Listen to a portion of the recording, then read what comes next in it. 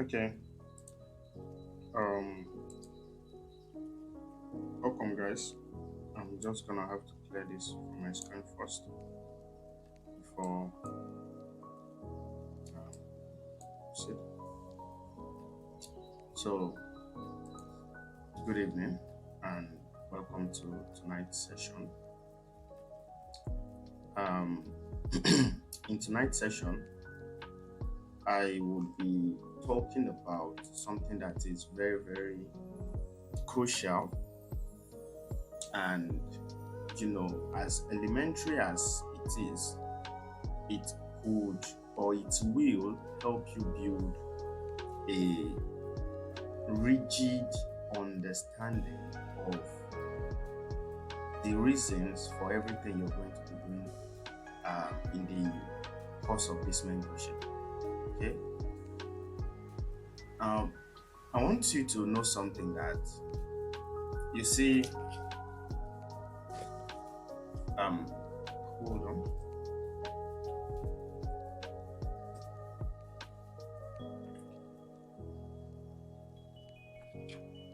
Yeah. So you see this forex market that we deal with, and forex trading analysis, everything, the whole thing that makes up this market. Okay, either the market itself or the engaging of this market, everything that makes it up, yeah, is in itself a body of knowledge. Okay, so what I'm trying to say is that forex is a compendium of infinite possibilities. You see this forex market, it is a compendium of infinite, endless possibilities. I mean, this is a $7 trillion market. How much can you make out of this market? That's the question. So there is enough to go around. Okay, but you see, for you to even take a pinch out of the $1 trillion market, you have to have something. It's like when you go to some of these events, for you to be given a souvenir, sometimes it would require that you have a tag or something that identifies that you qualify to get the tag. All these people who, there are some occasions, some events whereby for you to become part of that event and get the benefit and advantages that comes with that event, you need to be registered. So by your registration, we can identify you as someone who is part of that event. It's the same way it works in this market. For you to make 1 naira, one cent, a kobo, a dollar out of this market, you need to be identified as a knowledgeable person. You must have the body of knowledge that makes for getting that result. You don't just randomly do things, shadow boxing left and right and trying, strategies, hoping that one will work. Because the dangerous thing about, the dangerous thing about it is that, you see, you might be using the wrong thing. Okay, you might think you know what you're doing and you keep on losing and your trading career is deteriorating. And once in a while you will be having results, you'll be making profit.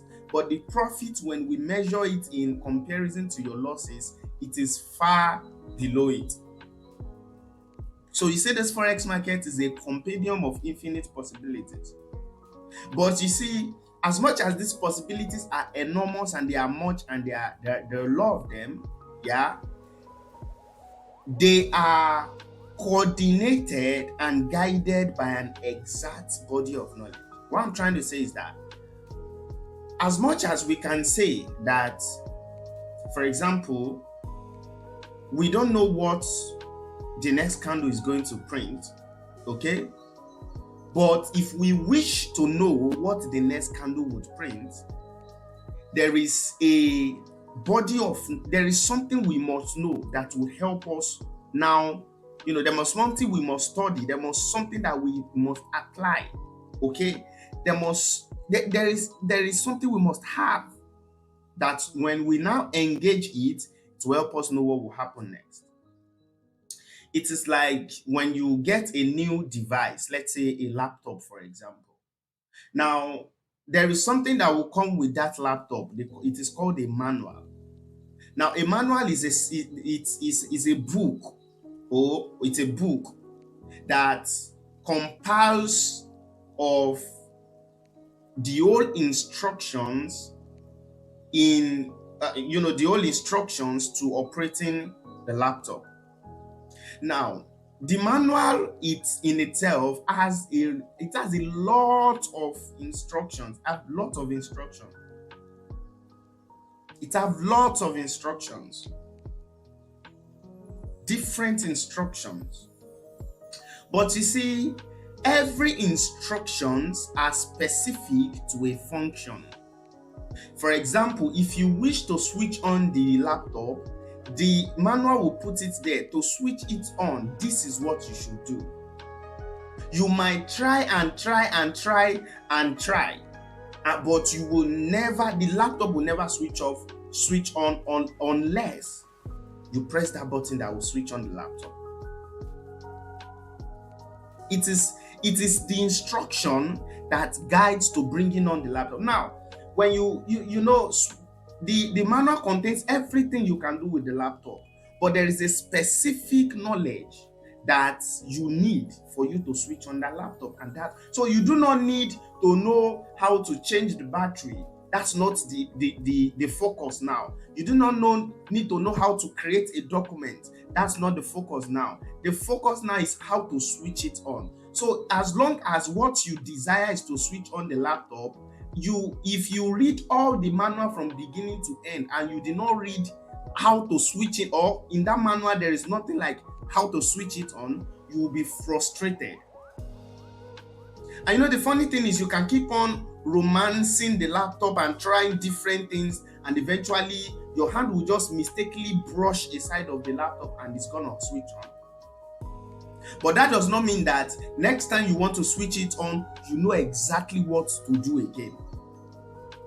And that's what's happening in the life of traders. They want profitability, but covered in their knowledge that they have acquired so far, there is nothing that helps for them to achieve that profitability. So they keep on trying systems, trying concepts, trying different, prostituting around different ideologies, and at the end of the day, they have nothing to still show for it. When they make small profit from the market, they cannot ascertain, they cannot tell how that profit comes. They would, and this is the reason why I would always tell you that the moment you begin to see people who tell you that they console themselves by saying that there's this funny statement about the fact that when you take losses, just move on. Yes, of course you have to move on, but the truth is that you cannot tell me that there is no body of principle that when I engage them, it can help me.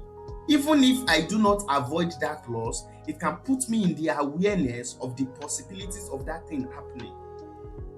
So that at the end of the day, I become a trader who took that loss, not because of ignorance, but because of knowledge. I know the reason why I took that loss. And you can then correct it. So what I'm saying is that for every outcome that you desire in this market, there is something you need to know to get it. You want to be a swing trader, there are knowledge that swing traders need to have. There is something you need to have. You don't just wake up and say, I just want to be a swing trader. The moment you start that, it is a failed project from day one, and you're going to lose a lot. In most cases, you see people claim to be day traders. Ask them questions about day trading. They are the answer they gave you, they will give you. You would know that these people are still, they don't even know their purpose in this market. Not to talk of, you know that them calling themselves day trader is just to feel among, not because of that is their area of expertise. The interesting thing is that there is no style, nothing you want in this market that you would not see. That's the funny thing. That's the funny thing. You want to trade patterns, it's gonna come. You want to trade anything you want, it's going to give you. But the results that you want would, you see, let me explain what I'm trying to say. If you want to keep on seeing, let's say, resistance, the market is definitely going to give you resistance, and you will keep on seeing resistance at every level where there is resistance. You can see? Good. But then the truth is that every resistance does not mean that the fact that you're trading resistance does not mean that you're going to be profitable. You get what I'm trying to say? Let's look at this, for example. This is a resistance high here. It's a resistance here.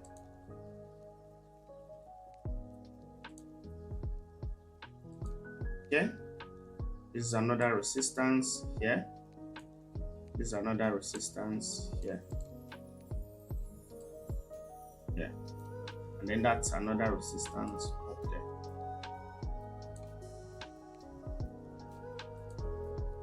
Now, you see,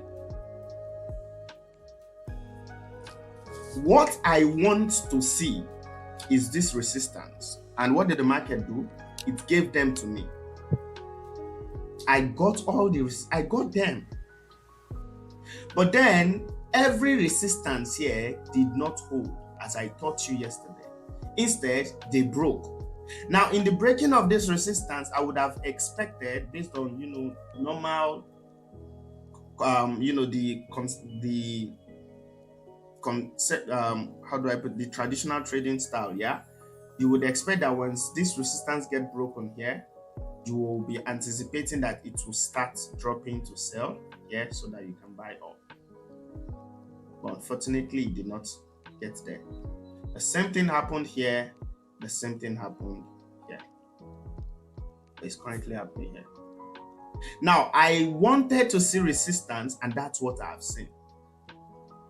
But the interesting thing is that because you wish to see resistance does not mean that you would be profitable. No, the market is not for you. You don't dictate to the market. Now, if you wish for results, you do not wish to see. No, you are not the one that will tell the market this is resistance or this is resistance. No, it is the market that will tell it to you. And this is what the market business model have. If you call this level resistance, but look at how they have disappointed you 1, 2, 3 times. And I'm very sure this high here that is being looked at as a support is also not going to hold, which means be preparing to take loss if that's what you are planning to do. So the issue is that these things are not effective. They are giving you losses. So what is the problem? It is not what is the problem. The answer is not even what is the problem. The question to ask is not even what is the problem. The question you should ask is, what can I do? You see, the whole move here, there is a way that if you know you want to trade this move, there is something you must do. And as long as that thing that you should do is not support and resistance or patterns or double tops or indicators, as long as those are the things that you should not do here, then definitely if you do them, you will definitely take losses. So the thing you should focus on is finding that which you should do. So by the time this candle is closing, it is already telling you that, okay, this is what you should do next. and then maybe it is telling you to buy, then you buy and you made profit. But how do you even know that you should be buying in the first place? This is why you are in the market business model class. So you do not dictate to the market that this is what I want to see, because the truth is the market will keep on giving you what you want to see. But the truth is, there is, no matter how many things you see in this market, if it is not a productive approach to the market, you will keep on seeing, and as you're seeing, you keep on losing until you decide to look for that which is the truth to making profit. It is beyond what you want to see. It is all about what works. What works? That's your focus. How do I make this money? That is your focus. How do I know this candle is going to be bullish? How do I know this one is going to be bullish? That is your focus. How do I know this is a move here? That is your focus. That should be your focus. Now, you see, I would say something that the market business model brings us. When you start trading the market business model, there is something you would have. It's called continence, or let me put it this way, quintiness. It's called, another word is clarity. Let me use that one. I think that's more familiar. Clarity. Clarity. Clarity where you stop running around. Do you know that there is a popular belief that nobody can know the next candle in this market? And there is a popular belief that, you cannot know what's going to happen next. But in as much as that statement is partially true, it is not totally true. But unfortunately, the majority of traders we have in the world now are traders who would rather find solace in general principles because of their laziness and refusal to work hard. So when they tell you nobody can know the next candle, nobody can know what's going to happen next, well, truthfully, it is. But there could be a sense of clarity in what would probably happen next. And there would be a high level of percentage attached to that analysis. What I'm trying to say, this candle is already closed. Now, how do we know what will happen in the next candle? We might not know if the next candle is going to be green or blue. We might not know. But because of the way we have analyzed so far, we can know that there is a way price would play out next and go up here. So the moment the next candle unveils itself and it starts playing out, because we have formed we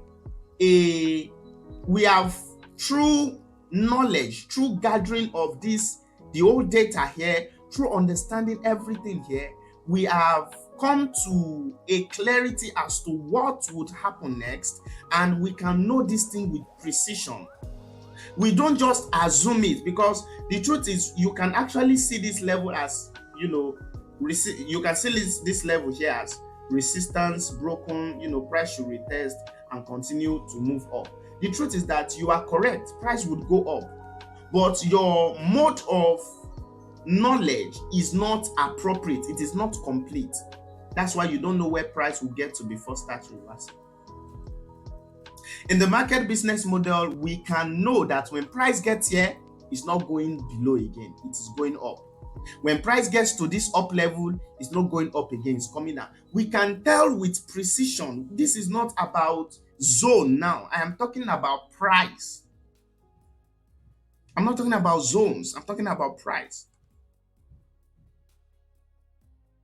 So by the time you know that, based on what you have,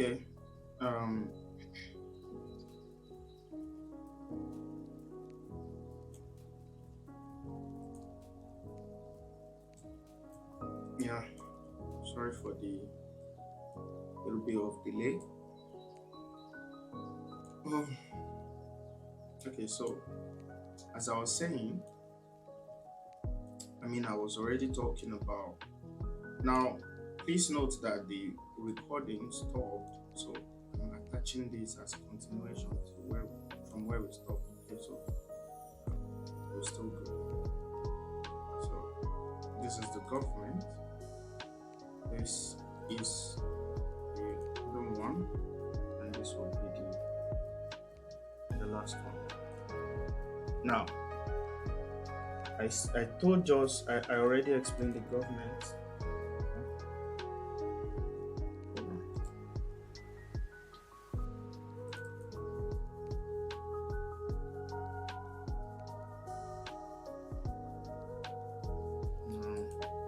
Now, as I was saying, I said the government they are the one that is responsible for majority of all these things. You get even these two answers to the government. Okay, the remaining two. Now, the second one is the central bank. Now, when I talk about the central bank, I'm talking about the bank, the major bank in that country, central bank. Okay. Now, what is the work? Now, everything monetary policies, everything finance allocation, anything that has to do with the money in an economy have to be done through the central banks. Okay. Yes, sometimes the government would, even if the government is still going to find a way, it has to pass through the central bank.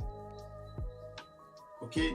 Yes, we know that the government controls everything and their sovereignty, but then they are still, they still answer to the central bank, because every single monetary policies are made by the central banks. So in an economy, when you see the currency of a country performing well or the currency of a country performing bad, okay? Now remember, I told you that a good government, you have the effect. You see, if the government is good, it will be effective on the economy. If the government is bad, it's going to show on the economy. Now imagine there is a bad government, and then once there is a bad government, it's going to definitely reflect in the economy, and then the central bank will now have to study the economy and start making monetary policy. Now the issue now here is that what does the central bank study? Now you see, these three things works together. Please pay attention. These three sectors, they work together hand in hand. What does the central bank study before they make their policies? Because as long as the government, do whatever they want to do and it affects the currency, how do the central bank know how to, how do I put it now? If it's like saying the government are the people who makes the policy, runs the country and everything, but sometimes let's say they make a drastic decision. For example, during election period now. During election period, there's going to be a budget allocation. Abi? Good. This budget allocation would be to different sector of the government, which we are not here to study government. But then it will not be allocated from the government pocket by themselves. It has to come from the central bank. Now, the central bank in themselves has the budget that they must allocate to the government. Now, I'm just talking, this is just one part of everything that you need to know. But then, how do they know how much is supposed to be allocated? For example, let's say in the central bank treasury, all they have is just $50. They're definitely not going to give the government the whole $50. Yes, good.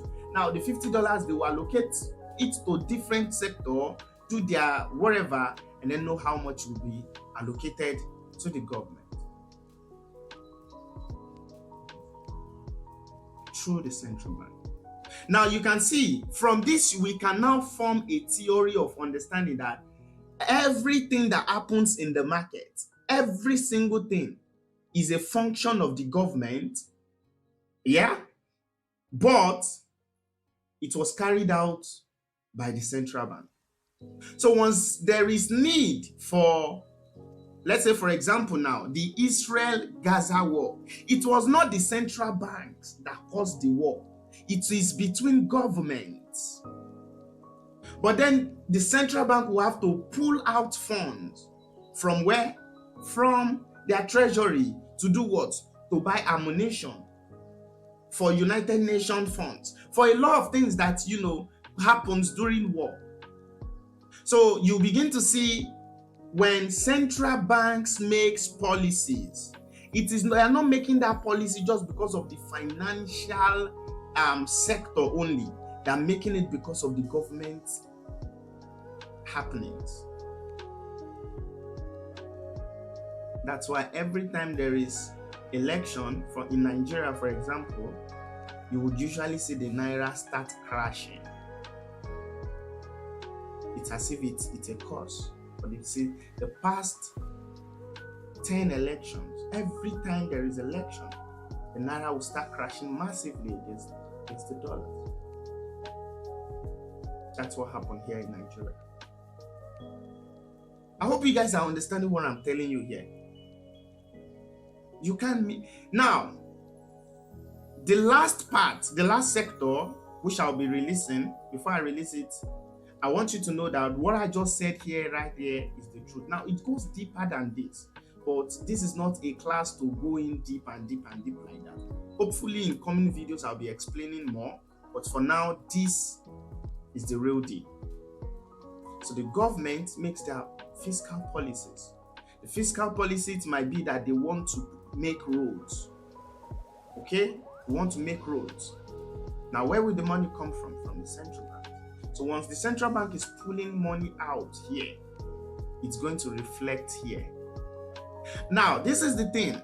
Before they pull money out, they must check here first. And after they pull money out, it will reflect here. But what was the cause of them pulling money out? It was here. So majority of you focus on the central bank, but unfortunately, it's not the central bank. It's not the banks.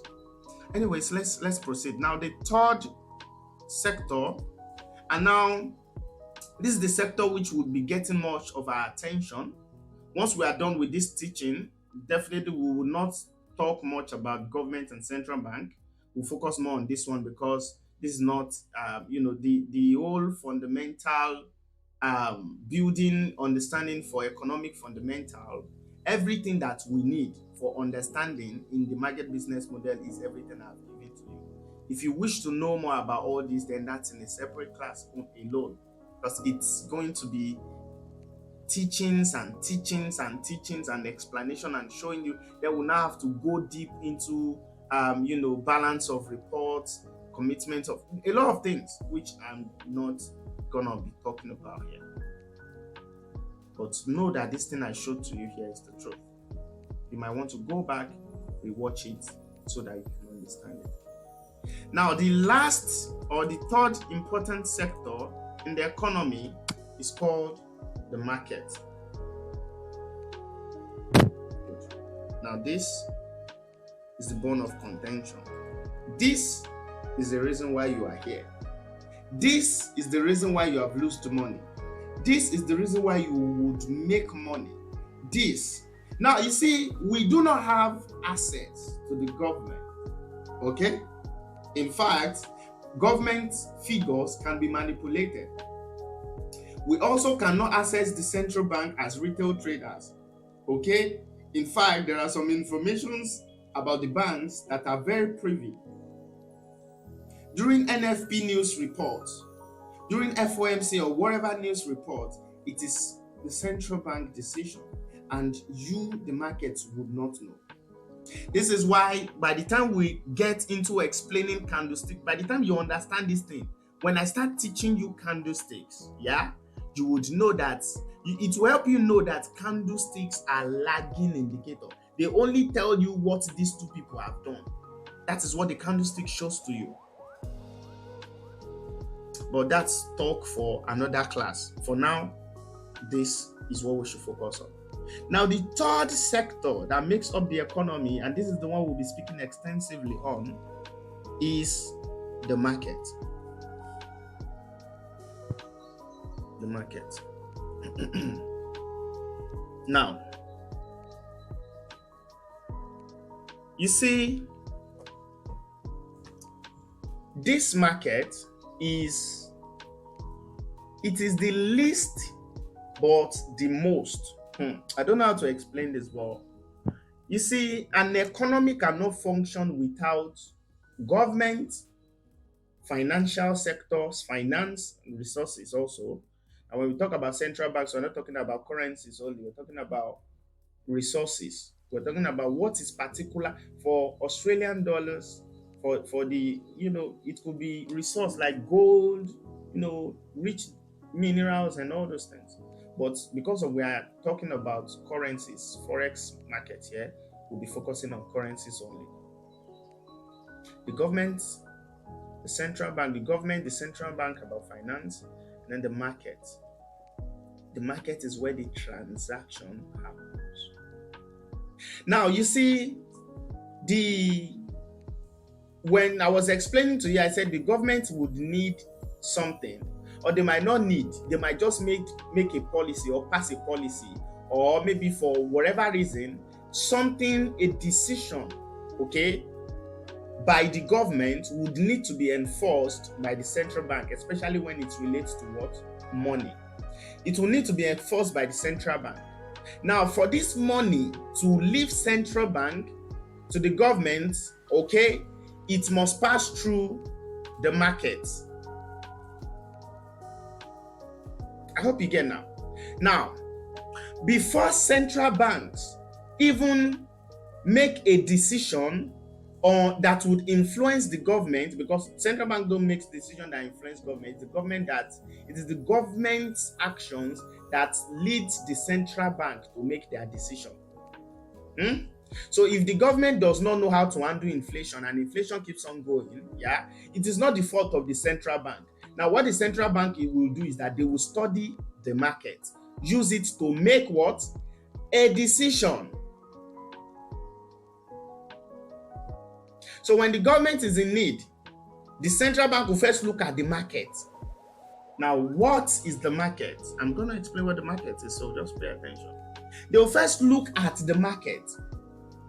Okay, this is what our currency is currently doing. This is how it has acted, etc., etc. They look to the past, the present, the future, for they know how much to be allocated. When the central bank pass their news release, they pass their policies like FOMC, NFP, and others, DOJ, testimonials and all those kind of things. When they say those kind of things, they are saying it in relation to they are looking at the market, before they are making those decisions.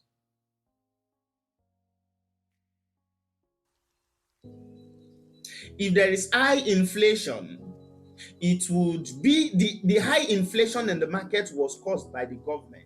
But then by the time the central bank is going to make their announcement, they will look here. They don't need to look here. They can't control here. This is what they can control. So you see, it becomes a paradigm. It becomes like a shift. The government to the central bank, from the central bank to the money, to the market, rather. Okay, now the funny thing is that I'm supposed to tell you, the market to the government. No, the government have no business with the market. No, they don't have any business with the market. Okay, so it goes back to where? Okay, let me stop it here. Then let me now draw a new one so that you understand. So where is it now? So the central bank and the market, and the market and the central bank also. The market and the central bank also.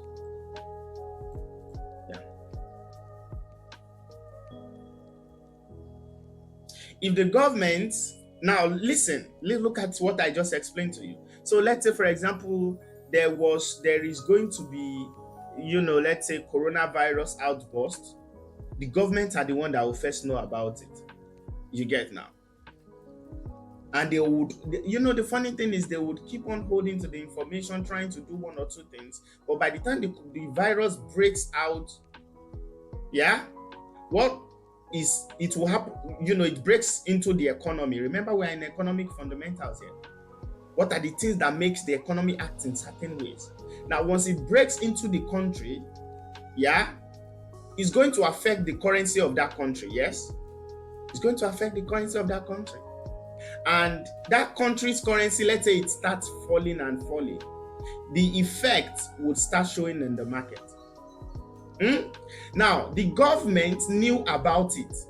So any sell that you started seeing in the market, the government already knew about it.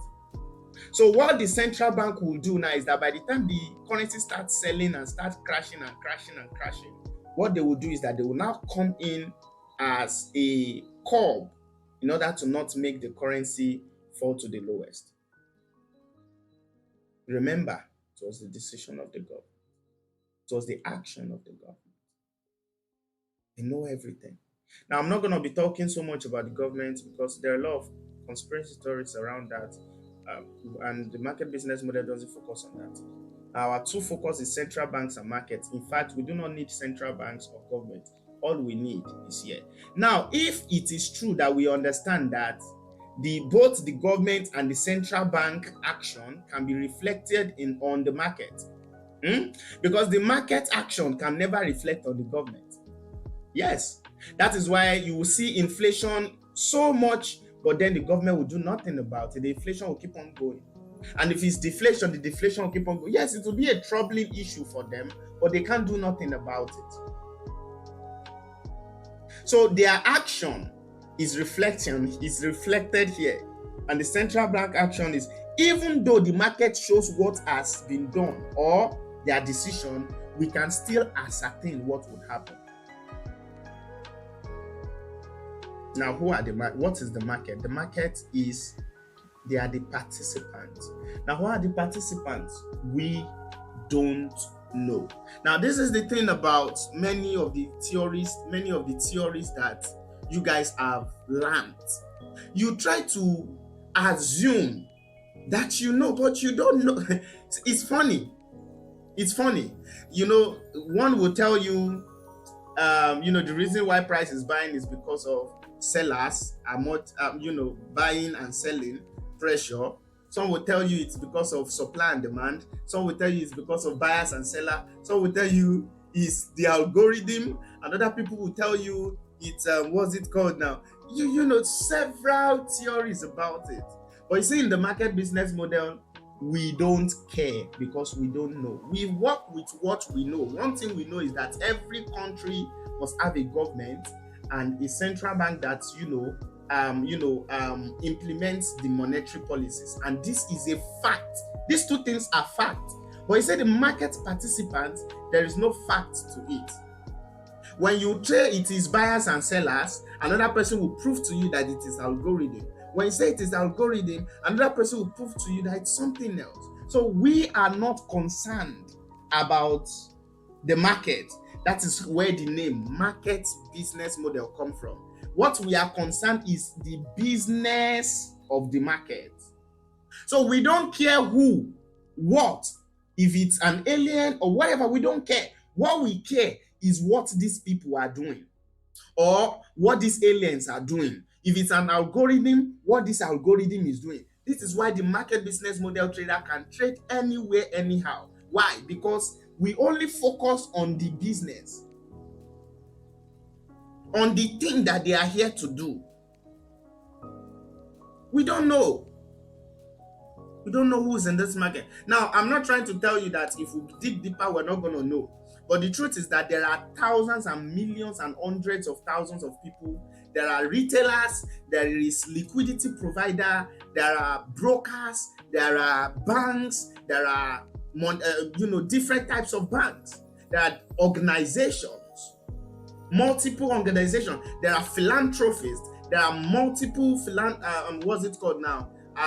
Billionaires, trillionaires. There are royal families in this market. There are this market. Sometimes when crude oil can affect the market move. War can affect the market move. Countries' decisions can affect the market move. So we don't know. We don't know. All we know that this market is part of the economy, is an economic structure. That we know. What we know is that this market reflects these two people's these two sectors activities. That we know. But who are in this market? We don't know them. But we know what they do or what they are doing.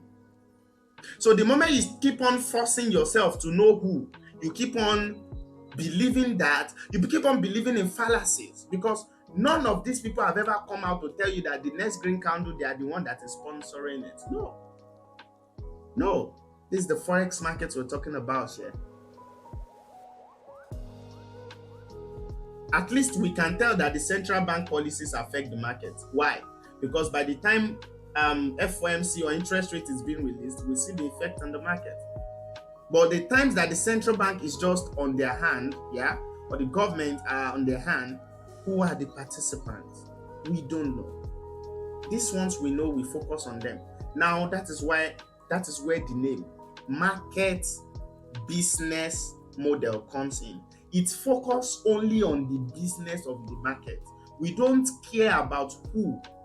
It's like saying, let's say for example, you are on the football pitch against a very skilled player. And the player is very skilled, he can dribble a lot.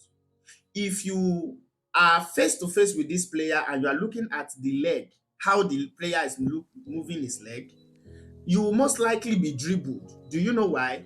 Because the player is very, very skilled. So he can literally create illusions with his leg. I mean, we know football. We know how these footballers maneuver themselves, body movement. They tell you they will do as if they want to take a shot. You are looking at the leg. But they are not planning to take a shot. So you get out of the way and then they score a goal because you are looking at them. But imagine if you have the ability to see into the mind of that player. There is nothing you want to try on this earth, he will never be able to get past you, because you were focused on the business of that player. What exactly is his business? What is he trying to do? And that's the thing about this market business model. Market business model does not focus on the who, it focuses on the what. It focuses on the why. It goes into the brain, the head of the market, and it works with facts. What you see is what you know. What you don't see, you don't assume. Assumptions it is the beginning of failure in this market. You fail if you keep on assuming. This is where the market business model comes in. Now the market is made up of many things, a lot of things. And we cannot focus on all of them, but we can focus on the business. This is where the markets, and now this is when we'll now start our teaching proper. Now that you now have the fundamental understanding of the market business model, we can now go into explaining the market, its business, and the model itself. You get now?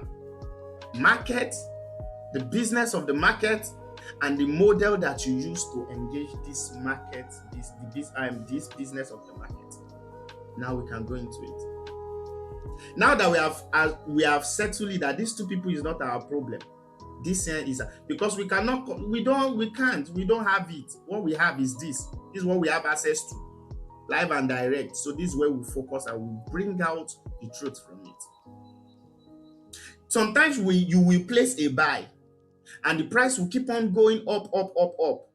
And you would assume, maybe because of your concept or whatever you trade tells you that there is an algorithm somewhere that controls price.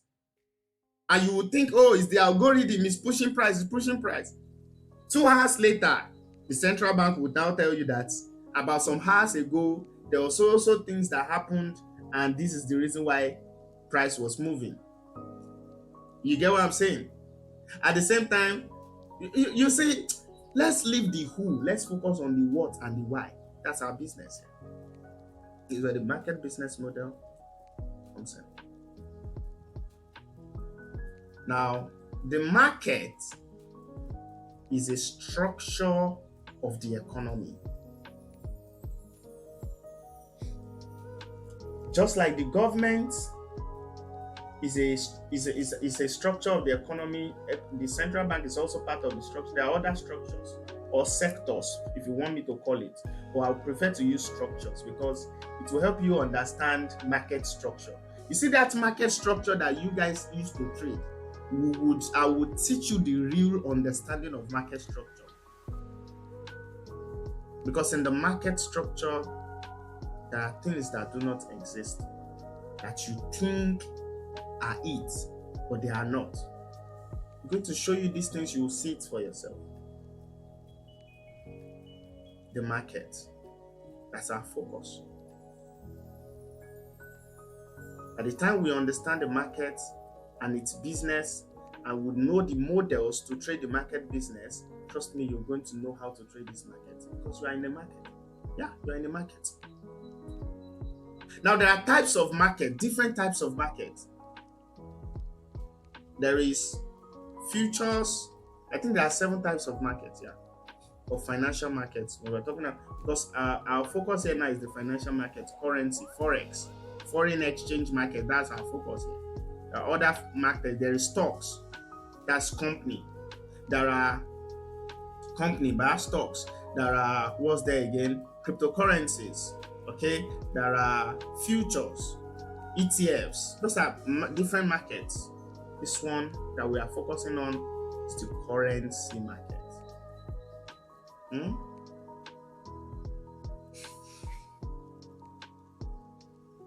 So in our next class, we'll be discussing, see how I'm helping you build a knowledge, a body of understanding for this thing.